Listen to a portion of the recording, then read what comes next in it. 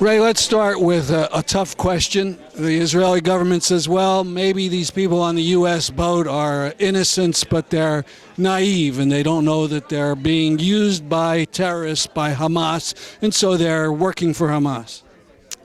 Well, they've already said we're naive, but I think the proof is in the pudding. If you look at our cargo, letters of support for the people in Gaza, it's quite a stretch to make that into support for Hamas.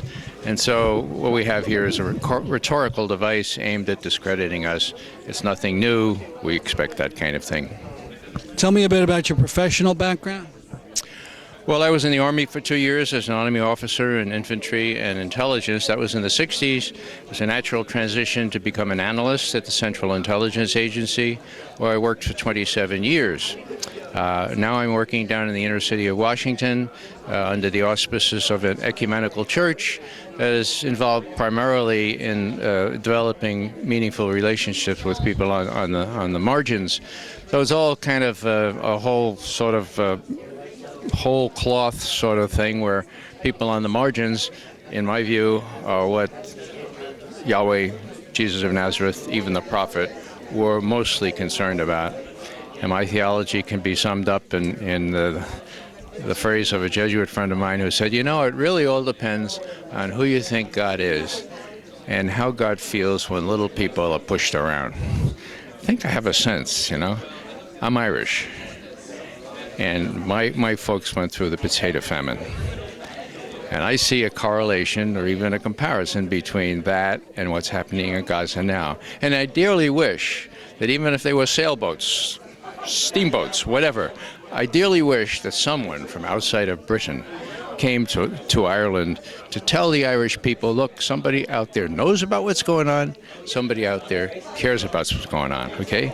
That's what we're doing with respect to Gaza. We want people to know that we're concerned about their treatment and that we're going to do all we can to stop our government's support for these irredeemable Israeli policies. Now, when I first met you, you were criticizing aspects of U.S. policy towards Iraq. When did you first get very interested in Palestine and Israel? Well, it's really a function of the emphasis in the Middle East now. Part of the problem, part of the reason we went into Iraq, I used the acronym OIL. Jon Stewart thought that was really funny, and so he blasted me 2 days later in a humorous way by saying, McGovern is violating the rules for acronyms. You can't have OIL and then have the first word really mean what you're talking about, oil, you know. But that's what it is, oil, I for Israel.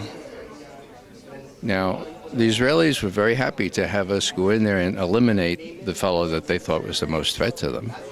And we know from what Tony Blair has shared at the Chilcot Committee hearings that as he and George Bush discussed what to do about Iraq in Crawford, Texas, in April 2002, according to Blair, Israel was a main focus here. Things were really important going on in Israel, and that was what we were discussing, and we were in touch pretty regularly with Israeli leaders. Now I ask you, planning an invasion of Iraq, why would they be in regular touch with leading Israeli leaders when the two of them are conferring there? And so that much is proven in my view. The other thing is the permanent military bases. And so when you look at a situation where Iraq, God, what a terrible thing. You know, 4 million people in exile, either within the country or in neighboring countries. What's happening in Afghanistan? Well, a lot of that is due to intense reaction against the policies of the right-wing government in Israel. I wrote an article just yesterday, it appeared on Common Dreams, and it traces what happens because of Gaza. And two of the things I adduce is simply the underwear bomber over Detroit, okay? What radicalized him? He was an upper class, you know, he was a Nigerian up-and-coming public servant. But he went to Yemen, and they told him what was going on there, the strikes in Al-Qaeda, and they told him what was happening in Gaza.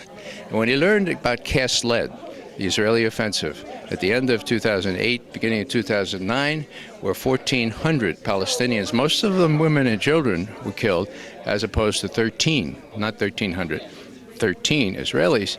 He got outraged, he got radicalized, and he was persuaded to do what he tried to do, knock down that plane. 260 passengers could have perished if he wasn't so feckless about it. So that's one. He said it was Gaza. Number two, the fellow that, the Jordanian doctor, okay, universally respected. When he heard about cast lead and Gaza, okay, what did he do?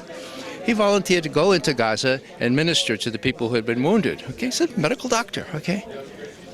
The Jordanian service learned about this wish of his. They, in the parlance of intelligence folks, they turned him, you know. They said, look, you're not going to Gaza.